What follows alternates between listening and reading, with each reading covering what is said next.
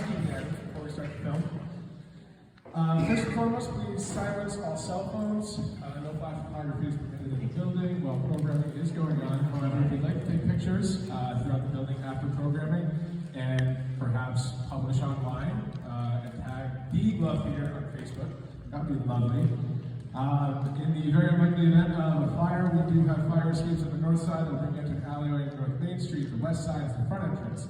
South side are these 3 doors here that will bring you out to Fremont Street. And finally, on the east side is backstage that will bring you out to another parking lot to Fremont Street. The Blackwood Film Series is very special here. It's our first time we're doing consistent weekly programming here at the club, and after a very long time, we are finally answering the community's wants and desires to have consistent movie programming. So, Blackwood Film Series actually has public domain movies. Tonight's feature is Plan 9 from Outer Space, which not only happens to be John Blackman's most requested movie throughout this whole series, but also really a unique film. It's gotten a lot of credit for the way that it was made, but I want to introduce someone here tonight who did a stellar contextual synopsis of the film. Daniel Kiernan, who is an aspiring film critic, wrote a really wonderful synopsis going to share with us right before the movie.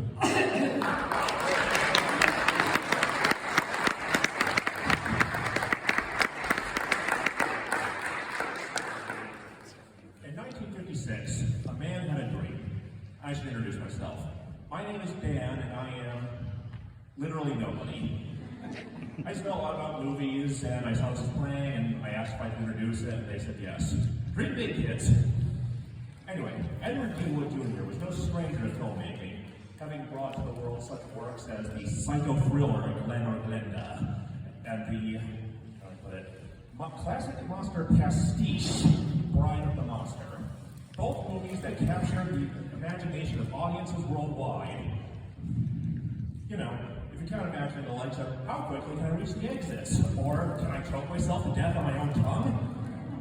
Nevertheless, Ed Wood was undeterred by such failure, and he proceeded with his dream project, a science fiction thriller, one which would thrill audiences as well as stimulate the mind. As much a horror thriller as a cautionary tale, a true thinking man's entertainment, it was Plan 9 from Outer Space. Admirable vision, if not a groundbreaking one, but it had landed well in such pictures as The Day the Earth Stood Still or This Island Earth. Problem is, those movies had certain boons, such as budget and talented, experienced filmmakers.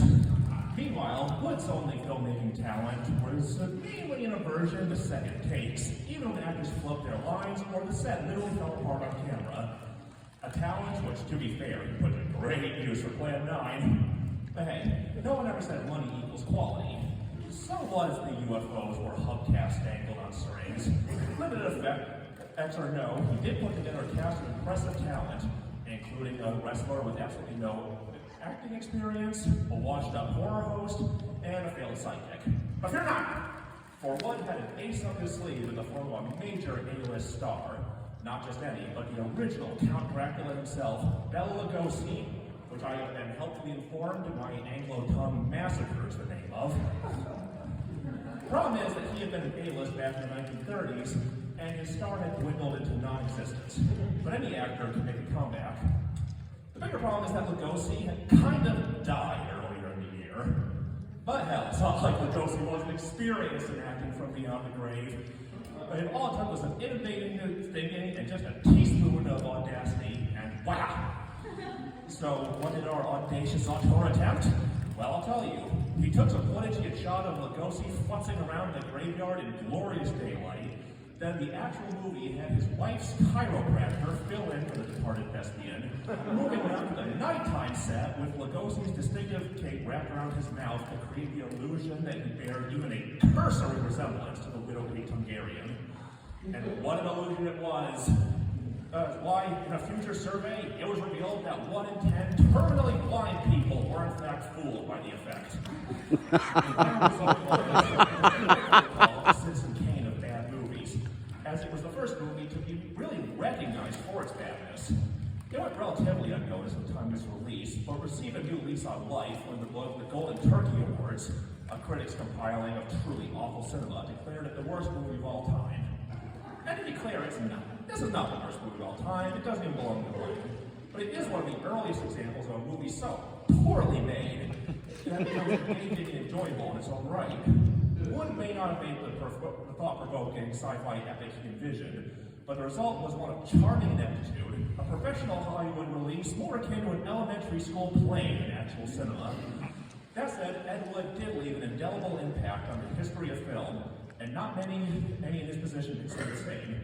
So as I said, this movie started with a dream of creating a film which would make an impact on audiences for all time. And I suppose the lesson we can take from that is you never know how a dream can come true. So as we go on, you just remember, future events such as these will affect you.